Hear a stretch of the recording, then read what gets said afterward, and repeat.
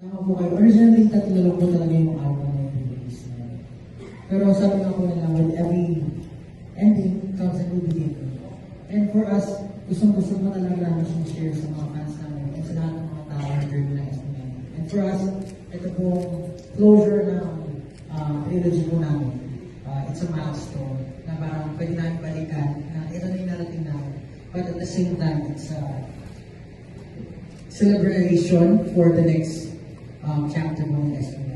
And we can't wait to share with you guys kung ano yung mga nakahanda for us. Kasi ngayon po, mas matindi, mas nag-interfino kami, mas bold kami in terms of exploration sa music ng ginagawa namin, and mas more, tina-target po talaga namin yung going global para ipakita ko kami yung meron ng mga Filipinos.